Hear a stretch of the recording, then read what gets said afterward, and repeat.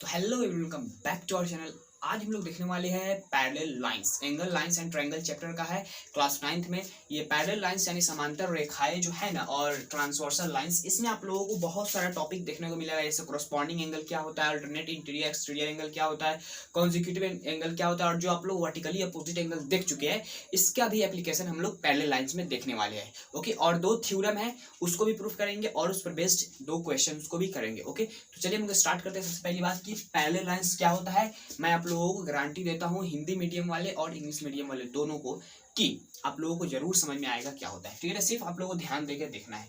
तो parallel lines क्या होता है। पैरेलल लाइंस बेसिकली उस लाइंस को बोलते हैं जिसमें हम लोग क्या करें, सिंपल क्या है, पैरेलल लाइंस कुछ आप लोगों को इस तरह दिखाई देगा। ठीक है, ये पैरेलल लाइन आप लोगों को दिखाई दे रहा है, लेकिन ये है कि नहीं, इसको प्रूफ करने के लिए हम लोग क्या करना पड़ेगा। तो सिंपल इसका प्रूफ क्या है कि देखिए, ये है ठीक, एक यहाँ पर इस पर से लाइन काट देंगे। ये वाला एंगल और ये वाला एंगल दोनों यदि बराबर हो जाए, इसको एंगल 1 बोल देते हैं थोड़ी देर के लिए, और इसको एंगल 2 बोल देते, तो angle 1 is equal to angle 2 हो जाए, तो हम लोग बोलेंगे कि ये पैरेलल लाइन है। ठीक है ना। अब यहाँ पर तो ये बात है कि ये होना चाहिए, कंडीशन होना चाहिए पैरेलल लाइंस। अब फील मैं आप लोग दिलाता हूँ, जो रेल होता है ना, रेल गाड़ी का जो ट्रैक होता है जहाँ पर ट्रेन चल रहा है, तो वो क्या होता है, पैरेलल लाइंस होता है। क्यों? क्योंकि वो कहीं नहीं मिलता है। Parallel lines can not meet. ठीक है, पैरेलल लाइंस जो होता है ना, वो कभी नहीं मिलता है। ये देखिए, ये पैरेलल लाइन है, ये एक पैरेलल लाइन है, ये इस तरह आगे चला जाएगा, ये आगे चला जाएगा, और ये पीछे कहीं से आ रहा होगा। ठीक है ना, ये कहीं नहीं मिलता है। पैरेलल लाइंस जो है ना, वो कहीं नहीं, इसी तरह चलते रहेगा चलते रहेगा चलते रहेगा, और वो इन्फिनिटी तक जाता है। इन्फिनिटी मतलब अनंत तक, जिसका कोई भी खत्म नहीं है। तो बेसिकली जो रेलगाड़ी चलता है ना, इसी तरह चलता है ना, तो वहां पर भी इसी तरह होता है। जैसे वो पैरेलल रहता है, पैरेलल ही जाते रहता है, इसी तरह होता है। उसको हम लोग बोलते हैं पैरेलल लाइंस। ओके, अब बेसिकली यहाँ पर ये इसको बोलते हैं क्या, तो पैरेलल लाइंस। अच्छा, अब जो आप लोगों को बुक में दिखाई देगा ना पैरेलल लाइंस कुछ किस तरह का, तो ये इस तरह का होगा, और इसको एल बोल दिया जाएगा, और इसको एम नाम धर दिया जाता है, इस लाइन को एम और इस लाइन को एल। अब यहाँ पर एक और इस पर से इस तरह गिराया जाएगा, काटा जाएगा इस दोनों लाइन को, तो इसको बोलते हैं ट्रांसवर्सल। क्या बोलते हैं? ट्रांसवर्सल, जिसको हम लोग हिंदी में बोलते हैं तिर्यक रेखा। तिर्यक रेखा, ठीक है ना, हिंदी मीडियम वाले के लिए तिर्यक रेखा। अब ये जो ट्रांसवर्सल होता है ना, ये यहाँ पर बहुत सारे एंगल फॉर्म करता है। ये एंगल 1, और ये एंगल 2, ये एंगल 3, ये एंगल 4, ये एंगल 5, ये एंगल 6, ये एंगल 7, ये एंगल 8। आप लोगों को यहाँ पर एक चीज दिखाई दे रहा होगा कि ये जो एंगल है ना, ये इस तरह चल रहा है। देखिए, सबसे पहली बात थ्योरी मैं आप लोग बताता हूँ। यहाँ पर ये जो एंगल था ना, यहाँ से स्टार्ट किए, इस तरह गए, फिर यहाँ तक गए, फिर वहां से यहाँ से स्टार्ट किए, इस तरह गए, इस तरह गए। देखिए आप लोग, कुछ आप लोगों को कंडीशन दिखाई दे रहा है। ये इस तरह हम लोग चले, किस तरह चले, एंटी क्लॉकवाइज चले। देखिए, अब बेसिकली यहाँ पर क्या हो रहा है, इस तरह चले ना।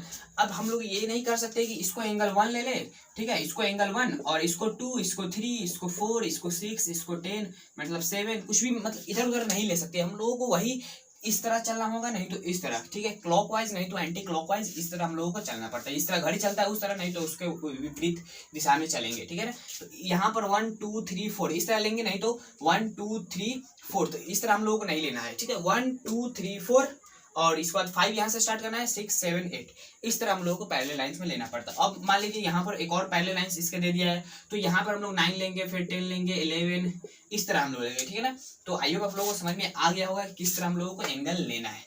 तो ये हो गया बेसिकली। अब यहाँ पर जो होता है ना, इसी एंगल्स में आप लोगों को corresponding angle, alternate interior, alternate exterior, consecutive क्या होता है, वर्टिकली अपोजिट, ये एंगल्स हम लोगों को यहाँ पर देखना है। तो चलिए हम लोग अब उस टॉपिक को स्टार्ट करते हैं। तो अब हम लोग देखते हैं क्या, तो यहाँ पर टॉपिक क्या है, corresponding angle, alternate interior, alternate exterior, consecutive interior और वर्टिकली अपोजिट। ये सबका हिंदी नेम भी यहाँ पर है, क्या है, तो कोरस्पॉन्डिंग को बोलते हैं संगत कोण, और अल्टरनेट इंटीरियर एंगल, इंटीरियर मतलब अंदरूनी वाला जो होता है ना, उसको बोलते हैं क्या, एकांतर अंतः कोण। अब उसके बाद अल्टरनेट एक्सटीरियर एंगल क्या बोलते हैं, एकांतर बाह्य कोण। और उसके बाद क्या है, कॉन्जिक्यूटिव इंटीरियर एंगल, तो क्रमागत अंतः कोण। अब है वर्टिकली अपोजिट, यानी शीर्ष भिमुख कोण। ठीक है, तो यहाँ पर क्या है कि ये 1, ये 2, ये 3, और ये 4, और ये 5 6 7 8, तो यहाँ पर बेसिकली क्या है, ये एंगल्स है। अब यहाँ पर हम लोगों को ये डिफाइन करना है कि कोरस्पॉन्डिंग एंगल इसमें से कौन है। तो कोरस्पॉन्डिंग एंगल बेसिकली कौन कौन होगा, मैं आप लोग बताता हूँ। एंगल 1 और एंगल 5, ये होगा कोरस्पॉन्डिंग एंगल का पेयर बताना है। ठीक है, ये वाला मतलब यहाँ पर यही बताना है कि कौन कौन एंगल बराबर है। तो कोरस्पॉन्डिंग एंगल के हिसाब से हम लोग देखेंगे, तो angle 1 is equal to angle 5 होगा। ठीक, कोरस्पॉन्डिंग एंगल के हिसाब से आप लोग इस देखिए, सबसे पहली बात कोरस्पॉन्डिंग एंगल लिखिएगा, उसके नीचे उसका पेयर्स इस तरह बना के लिख दीजिएगा, corresponding angle is equals according to corresponding angle 1 is equals to angle 5, ठीक है, ये फर्स्ट हो गया। अब उसके बाद ये वाला एंगल कोरस्पॉन्डिंग के हिसाब से बराबर हो गया। अब उसके बाद angle 2 is equals to angle 6, ये लिख दीजिएगा, ये वाला। अब उसके बाद 4 is equals to 8, 3 is equals to 7, यानी angle 4 is equals to angle 8, angle 4 is equals to angle 8, और कुछ है तो एंड लास्ट में angle 3 is equals to angle 6। तो बेसिकली यहाँ पर यही angle 2 is equals to angle 6, angle 3 is equals to angle 7 होगा यहाँ पर। देखिए ये हो गया कोरस्पॉन्डिंग एंगल के हिसाब से, ये पेयर्स हो गया कि ये पेयर्स बराबर होगा, ठीक है। तो हम लोगों को क्वेश्चन में अगर प्रूफ करना होगा तो हम लोग बोल सकते हैं according to corresponding angle 1 is equals to angle 5, angle 2 is equals to angle 6, angle 4 is equals to angle 8, angle 7 is equals to angle 3, ठीक है ना। तो मतलब क्या चीज के हिसाब से, तो संगत कोण के हिसाब से हम लोग ये बोल सकते हैं कि एंगल 1 जो है ना, कोण 1 और कोण 5 बराबर है, कोण 2 और कोण 6 बराबर है, इस तरह हम लोग बोल सकते हैं। तो ये वाला जो है ना, इसको और इस वाले फिगर को एक साइड में लिख लीजिएगा, और उसके बाद ये कोरस्पॉन्डिंग एंगल, उसके नीचे ये वाला 4 चीज, उसके बाद हम लोग अल्टरनेट इंटीरियर एंगल लिखते हैं। तो अब हम लोग देखते हैं क्या, तो अल्टरनेट इंटीरियर एंगल, इसमें क्या है, एकांतर अंतःकोण और अल्टरनेट एक्सटीरियर एंगल, इन दोनों को देख लेंगे। तो अल्टरनेट का मतलब क्या होता है, एक को छोड़कर, ठीक है, एक को छोड़कर हम लोग बोलते हैं, मतलब एक यहाँ पर, तो इसको छोड़कर उसके बाद वाला ये अल्टरनेट हो गया, इसका अल्टरनेट वो हो गया, ठीक है ना, इस तरह बोलते हैं। अब यहाँ पर क्या है, तो एंगल 1 ये हो गया, और angle 2, angle 3, angle 4, angle 5, angle 6, angle 7, angle 8। अब यहाँ पर ये होगा। अब हम लोगों को अल्टरनेट इंटीरियर जो अंदर वाला है उसको देखना है, तो ये वाला एंगल और ये वाला एंगल बराबर होगा, ये वाला एंगल और ये वाला एंगल बराबर होगा। मतलब क्या, according to alternate interior angle, मतलब क्या चीज के हिसाब से, तो अल्टरनेट एकांतर अंतःकोण के हिसाब से हम लोग ये बोल सकते हैं कि angle 3 is equals to angle 5 and angle 4 is equals to angle 6, ये बोल सकते हैं, ठीक है ना। अब ये हो गया अल्टरनेट इंटीरियर एंगल, यानी एकांतर अंतःकोण के हिसाब से, और एकांतर बाह्य कोण के हिसाब से हम लोग ये बोल सकते हैं, यानी अल्टरनेट एक्सटीरियर एंगल के हिसाब से जो होगा ना, तो अल्टरनेट एक्सटीरियर एंगल के हिसाब से ये वाला एंगल 1 और एंगल 7 बराबर होगा, ठीक। अब उसके अलावा क्या हो सकता है, तो एंगल 2 और एंगल 8 बराबर होगा, ठीक है ना। तो angle 1 is equal to angle 7 and angle 2 is equal to angle 8, ठीक है, angle 2 is equal to angle 8। ये हो गया अल्टरनेट एक्सटीरियर एंगल के हिसाब से। ये क्या चीज का हो गया, तो एक्सटीरियर का, अल्टरनेट एक्सटीरियर का, और ये क्या चीज का हो गया, तो इंटीरियर का, अंदर का, और ये बाहर वाला, ठीक है ना।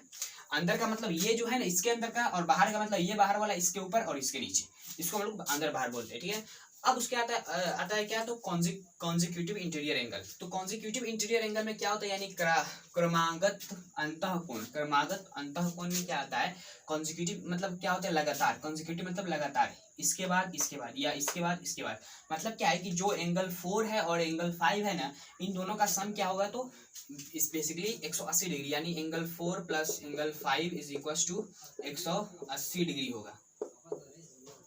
तो angle 4 plus angle 5 is equal to 180 degree. अब यहाँ पर क्या हो जाएगा, एंगल 4 एंगल 5, उसके बाद एंगल 3 और plus angle 6 is equal to 180 degree, ये होगा। अब देखिए ये तो हो गया लीनियर पेयर वाला एंगल जो होता है, ये जो हो गया ना, इस लाइन पर ये क्या है, तो एक लाइन खिंचा हुआ है, ये है, और यहाँ से एक लाइन खिंचा हुआ है, ये एंगल 2 है और ये एंगल 3 है। तो ये क्या हो गया, ये एक लाइन है, और एक लाइन पर क्या होता है, टोटली 180 डिग्री होता है, ये टोटल 180 डिग्री। तो मतलब हम बोल सकते हैं angle 2 plus angle 3 is equal to 180 degree, ये आप लोग पहले से जानते हैं। लेकिन जो ये वाला होता है ना, ये भी होता है 180 डिग्री, इन दोनों का sum angle 3 plus angle 6 is equal to 180 degree. तो ये किसके हिसाब से होता है, तो कॉन्जिक्यूटिव इंटीरियर एंगल, यानी क्रमागत अंतःकोण के हिसाब से हम लोग बोल सकते हैं कि angle 3 plus angle 6 is equal to 180 degree. इसका हम लोग थ्योरम प्रूफ करने वाले हैं। अब होता है वर्टिकली अपोजिट एंगल, जो आप लोग प्रूफ कर चुके हैं। अब यहाँ पर क्या आता है, वर्टिकली अपोजिट एंगल, यानी शीर्षभिमुख कोण, ठीक है। तो शीर्षभिमुख कोण यानी क्या होता है, वर्टिकली अपोजिट एंगल, वो क्या होता है, तो vertically opposite angle I hope आप लोग जानते होंगे, एंगल 1 और एंगल 3 क्या है, एक दूसरे का वर्टिकली अपोजिट है, एंगल 2 एंगल 4 एक दूसरे का वर्टिकली अपोजिट, एंगल 5 और एंगल 7 एंगल 6 एंगल 8। तो ये सब क्या है, एक दूसरे के वर्टिकली अपोजिट है। वर्टिकली अपोजिट के लिए मैं आप लोग एग्जांपल बता दूं, तो angle 1 is equal to angle 3 होगा, और क्या होगा, तो angle 2 is equal to angle 4 होगा, और क्या हो सकता है, तो angle 5 is equal to angle 7 and angle 6 is equal to angle 8। ये किसके हिसाब से, तो वर्टिकली अपोजिट एंगल, एक दूसरे के अपोजिट। मतलब क्या है कि एक लाइन जब काटता है ना एक दूसरे को, तो ये वाला एंगल और ये वाला एंगल बराबर होता है, और ये वाला एंगल और ये वाला एंगल बराबर होता है। होता है, ठीक है ना। तो ये आप लोग प्रूफ कर चुके हैं कल वाले लेक्चर में, जो नहीं देखे तो देख लीजिए, डिस्क्रिप्शन में लिंक है। ओके, अब यहाँ पर तो ये हो गया एंगल्स के बारे में, क्या क्या कैसा कैसा एंगल होता है, ये आई होप आप लोग जानते हैं। अब देखते हैं थ्योरम्स जो हम लोगों को प्रूफ करना है। तो बेसिकली यहाँ पर हम लोगों को थ्योरम देखना है। उससे पहले मैं आप लोगों को एक बात बता दूं कि किसी भी आप लोगों को थ्योरम में यदि बोला जाए कि इस लाइन को प्रूफ करिए कि ये पैरेलल है, तो उसके लिए आप लोगों को उसका कोरस्पॉन्डिंग एंगल प्रूफ कर देना है, ठीक है ना। उसका जो कोरस्पॉन्डिंग एंगल होता है तो वो आप लोग बराबर प्रूफ कर देंगे, तो आप लोग ये उसके हिसाब से बोल सकते हैं कि वो लाइन क्या है, तो पैरेलल है। ओके, तो यही बात बताना था। अब यहाँ पर थ्योरम आता है, तो ये इस थ्योरम में क्या बोला गया है, if a transversal intersect two parallel lines then alternate angles of each pair of interior angle are equal। Basically इस क्वेश्चन को मैं आप लोगों को सिंपल भाषा में समझाता हूँ। ये क्या है, एक पैरेलल लाइन से, ठीक है, समांतर रेखाएं है। अब यहाँ से एक ट्रांसवर्सल गिरा दिए, ठीक, तो यहाँ पर क्या हो गया, ये L है और ये M, और इसका नाम T रख देते हैं, ट्रांसवर्सल। अब ये जैसे ही कट करेगा तो यहाँ पर क्या होगा, अल्टरनेट इंटीरियर एंगल फॉर्म होगा। मतलब क्या है कि ये एंगल 1 और ये एंगल 2, ये एंगल 3, ये एंगल 4, 5, 6, 7, 8, ये हो गया। अब ये होता है अल्टरनेट इंटीरियर एंगल, ठीक है, ये वाला अल्टरनेट और ये वाला अल्टरनेट इंटीरियर एंगल, ठीक है। अल्टरनेट इंटीरियर एंगल इसमें क्या है, तो हम लोगों को प्रूफ यही करना है कि angle 3 is equal to angle 5, ठीक, और क्या प्रूफ करना है, तो angle 4 is equal to angle 6, ये हम लोगों को प्रूफ करना है। तो हम लोग जानते हैं कि यहाँ पर कोरस्पॉन्डिंग एंगल हम लोग पढ़ चुके हैं, और उसके बाद वर्टिकली अपोजिट एंगल पढ़ चुके हैं, ये सब चीज हम लोग पढ़ चुके हैं। तो यहाँ से हम लोग क्या देखेंगे कि according to vertically opposite angle, angle 1 is equal to angle 3, ठीक, अकॉर्डिंग टू किसके, तो वर्टिकली अपोजिट एंगल, ठीक, किसके, तो अपोजिट वाले के हिसाब से, ठीक। अब यहाँ पर ये हो गया पहला। अब उसके बाद हम लोग क्या बोल सकते हैं, अकॉर्डिंग टू किसके हिसाब से, तो कोरस्पॉन्डिंग एंगल, कोरस्पॉन्डिंग एंगल के हिसाब से हम लोग बोल सकते हैं क्या, तो angle 1 is equal to angle 5, ठीक है, किसके हिसाब से, तो कोरस्पॉन्डिंग, ठीक है, कोरस्पॉन्डिंग एंगल के हिसाब से, ठीक है। तो यहाँ पर क्या हो जाए, angle 1 is equal to angle 5, जो आप लोग पिछले वाले स्लाइड में पढ़ चुके हैं। अब यहाँ पर क्या हो गया, ये हो गया, तो हम लोग यहाँ से क्या बोल सकते हैं, angle 3 is equal to angle 5, क्योंकि इसका जो LHS है और इसका भी LHS है, तो LHS दोनों का बराबर है, तो हम लोग इसके हिसाब से बोल सकते हैं कि क्या बोलते हैं, इसका RHS और इसका RHS दोनों बराबर होगा, तो angle 3 is equal to angle 5, ये प्रूफ हो गया। तो सिंपल, यहाँ पर कुछ नहीं करना था। जो आप लोग जानते हैं ना, वर्टिकली अपोजिट एंगल क्या होता है, तो बराबर होता है, ठीक है ना। तो हम लोग यहाँ से बोले angle 1 is equal to angle 3, angle 2 is equal to angle 4, तो जो हम लोगों को लेना है वही लेंगे। तो angle 1 is equal to angle 3 ले लिए। अब उसका कोरस्पॉन्डिंग एंगल के हिसाब से angle 1 is equal to angle 5 होता है, और angle 4 is equal to angle 8, angle 2 is equal to angle 6, 3 is equal to 7, ये सब होता है। तो हम लोगों को बेसिकली यहाँ पर क्या करना है, angle 3 is equal to angle 5 ये प्रूफ करना था। तो हम लोग angle 1 is equal to angle 3, एक में 1 ले लिया, एक में 3, फिर एक में 1 ले लिया, एक में 5, तो यहाँ से क्या हो गया, तो LHS बराबर है, तो RHS बराबर जरूर होगा, तो हम लोग उसको इक्वेट कर दिए। तो ये हो गया फर्स्ट प्रूफ इसका, ठीक है। अब सेकंड के लिए हम लोग सिंपल वही करेंगे, कुछ नहीं करना है। यहाँ पर ये 4 है और इसको प्रूफ करना है, तो हम लोग क्या लिए, तो इसको वर्टिकली बराबर लिए, तो हम लोग क्या करेंगे, अब यहाँ पर लेंगे कौन सा बराबर, तो angle 2 is equal to angle 4 according to किसके, तो अपोजिट एंगल के हिसाब से, ठीक। अब उसके अलावा क्या है, तो यहाँ पर ये हो गया, तो angle 2 is equal to angle 6 भी होगा, तो angle 2 is equal to angle 6 किसके हिसाब से, तो ये हो गया कोरस्पॉन्डिंग एंगल के हिसाब से। तो यहाँ पर इसका भी क्या बोलते हैं LHS और इसका भी LHS दोनों बराबर है, तो यहाँ से RHS बराबर होगा, तो angle 4 is equal to angle 6, ठीक है ना। तो ये भी प्रूफ हो गया। सिंपल, कुछ नहीं करना है। आप लोगों को जो मैं पढ़ाया हूँ एंगल्स ना, बहुत सारा टाइप्स पढ़ाया हूँ ना, तो उसको आप लोगों को याद रखना है कि वो कौन सा एंगल है जिसको हम लोग वो एंगल बोलेंगे, ठीक है ना, वो कौन सा कोण है जिसको हम लोग वो कोण बोलेंगे। ओके, तो अब हम लोग देखते हैं ये थ्योरम्स फर्स्ट था, अब सेकंड नंबर थ्योरम। अब ये थ्योरम नंबर सेकंड है, इसको हम लोग प्रूफ करते हैं। इसमें क्या बोला गया, if a transversal intersect to parallel lines then the each pair of consecutive interior angle are supplementary. Basically इस थ्योरम में क्या बोला जा रहा है, ये जो पैरेलल लाइंस होता है ना, और ये ट्रांसवर्सल होता है ना, ये वाला एंगल और ये वाला एंगल दोनों का सम क्या होता है, 180 डिग्री के बराबर होता है। यही हम लोगों को प्रूफ करना है। तो बेसिकली ये एंगल 1 2 3 4 5 6 7 8, तो हम लोग को प्रूफ क्या करना है, angle 4 plus angle 5 is equal to 180 degree, और जो बचेगा आप लोगों को क्या, तो angle 3 plus angle 6 is equal to 180 degree. ये आप लोग खुद से प्रूफ करिएगा, इसको मैं आप लोग प्रूफ करके दिखाता हूँ। तो सिंपल, हम लोग क्या जानते हैं कि angle 1 plus angle 4 is equal to 180 degree, ये होगा, ठीक है ना। ये एंगल 1 और एंगल 4 क्या है, तो ये है इस तरह कुछ एंगल 1 और ये वाला एंगल 4, तो हम लोग यहाँ से बोल सकते हैं ये क्या है, तो लीनियर पेयर ऑफ एंगल। तो हम लोग ये प्रूफ कर चुके हैं पिछले वाले लेक्चर में, तो वो नहीं देखे तो आप लोग देख लीजिए, डिस्क्रिप्शन में लिंक है, मैं आप लोगों को दोबारा ये बता रहा हूँ। तो बेसिकली यहाँ पर क्या है, तो angle 1 plus angle 4 is equal to 180 degree, क्योंकि ये एक लाइन क्या बनाता है, तो 180 डिग्री बनाता है, तो इसके हिसाब से हम लोग ये बोल सकते हैं। अब यहाँ पर इसके लिए भी हम लोग वही बोलेंगे क्या, तो angle 5 plus angle 8 is equal to 180 degree, ठीक। अब यहाँ पर तो ये हो गया। अब यहाँ पर हम लोग क्या बोल सकते हैं, एंगल 4 और एंगल 8 दोनों बराबर होता है, ठीक है ना, किसके हिसाब से, तो कोरस्पॉन्डिंग एंगल के हिसाब से। तो अकॉर्डिंग टू कोरस्पॉन्डिंग एंगल हम लोग बोल सकते हैं angle 4 is equal to angle 8, किसके हिसाब से, तो कोरस्पॉन्डिंग एंगल के हिसाब से, ठीक है ना, कोरस्पॉन्डिंग एंगल के हिसाब से। तो ये हो गया। अब यहाँ पर क्या बोल सकते हैं कि एंगल 4 की जगह पर एंगल 8 रख सकते हैं और एंगल 8 की जगह पर एंगल 4 रख सकते हैं। तो हम लोग क्या रखेंगे, 8 की जगह पर 4 रख देंगे। तो इसको फर्स्ट इक्वेशन मान लेते हैं और इसको सेकेंड इक्वेशन मान लेते हैं, ठीक है। तो हम लोग क्या करना है, एंगल 4 की जगह पर हम लोग एंगल 8 या एंगल 8 की जगह पर एंगल 4, तो कहीं पर भी कुछ भी रख सकते हैं। तो यहाँ से हम लोग निकालेंगे क्या चीज, तो यहाँ से हम लोग निकालेंगे 180 डिग्री का ये वैल्यू है ना। तो बेसिकली हम लोग सिंपल क्या करना है कि एंगल 1 प्लस एंगल 4 की जगह पर क्या रखेंगे, तो एंगल 8 रख देंगे, ठीक। तो एंगल 8, ठीक, इज इक्वल टू 180 डिग्री, ठीक है। Angle 1 plus angle 8, angle 1 plus angle 8 is equal to 180 degree. अब उसके अलावा हम लोगों को क्या दिख रहा है, तो बेसिकली हम लोग को दिख रहा है कि angle 5 plus angle 8 is equal to 180 degree. तो हम लोग को यहाँ पर एंगल 8 की जगह हम लोग क्या रख सकते हैं, इसको यहाँ पर एंगल 8 है, एंगल 5 प्लस एंगल 8 जो है ना, इसके हम लोग 4 रख देंगे इसके हिसाब से, और इसके हिसाब से हम लोग यहाँ पर 8 भी रख सकते हैं क्योंकि दोनों बराबर है। तो यहाँ पर angle 4 is equal to 180 degree. तो ये तो प्रूफ हो ही गया है, उसके साथ साथ ये भी प्रूफ हो गया, angle 5 plus angle 4 is equal to 180 degree, जो हम लोगों को प्रूफ करना था। देखिए angle 4 plus angle 5, A plus B या बी प्लस ए बात सेम ही पड़ता है, ठीक है ना। तो वहां पर यही लिखा हुआ है, ठीक है ना। इसको लिख सकते हैं ना, angle 4 plus angle 5 is equal to 180 degree, हो गया ना। तो सिंपल बात वही था, कुछ नहीं करना था। हम लोग जानते हैं लीनियर पेयर ऑफ एंगल, उसके हिसाब से हम लोग प्रूफ कर सकते हैं। ओके, तो अब हम लोग क्वेश्चंस को देखें। ये क्वेश्चन है ना, इसमें हम लोगों को सबसे पहले गिवन क्या है, A B parallel C D, मतलब ये जो लाइन है ना ए बी और सी डी दोनों एक दूसरे के पैरेलल है, और यहाँ पर जो ए बी है, सी डी है और ई जी है, ये सब क्या है, एक दूसरे के पैरेलल हम लोगों को गिवन। अब यहाँ पर हम लोग को वैल्यू फाइंड करना है किसका, तो यहाँ पर x दिख रहा है और यहाँ पर भी x दिख रहा है। इस क्वेश्चन में x का वैल्यू यहाँ से फाइंड करना है, इस क्वेश्चन में x का वैल्यू यहाँ से फाइंड करना है। तो कैसे फाइंड करना है, चलिए हम लोग स्टार्ट करते हैं। तो बेसिकली इसमें फाइंड करने का तरीका क्या होगा कि इस वाले क्वेश्चन में हम लोग क्या करेंगे, तो यहाँ से एक लेंगे पैरेलल लाइन, किसके पैरेलल ड्रॉ करेंगे, एक लाइन किसके पैरेलल, तो ए बी और सी डी के पैरेलल, ठीक है ना। इसके पैरेलल जैसे ही ड्रॉ करेंगे तो क्या होगा, ये एंगल कुछ x हो जाएगा और ये एंगल, इसको हम लोग थोड़ी देर के लिए मान लेते हैं y और इसको z।